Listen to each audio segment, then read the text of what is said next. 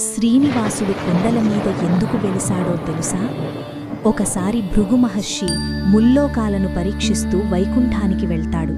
అక్కడ విష్ణుమూర్తి తనని పట్టించుకోలేదని కోపంతో ఆయన వక్షస్థలాన్ని తన్నుతాడు. అది లక్ష్మీదేవి నివసించే పవిత్ర స్థానం.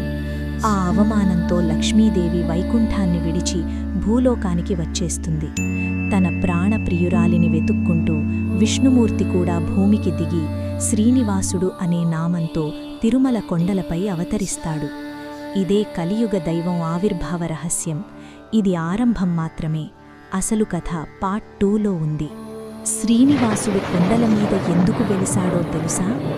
ఒకసారి భృగు మహర్షి ముల్లోకాలను పరీక్షిస్తూ వైకుంఠానికి వెళ్తాడు. అక్కడ విష్ణుమూర్తి తనని పట్టించుకోలేదని కోపంతో ఆయన వక్షస్థలాన్ని తన్నుతాడు. అది లక్ష్మీదేవి నివసించే పవిత్ర స్థానం.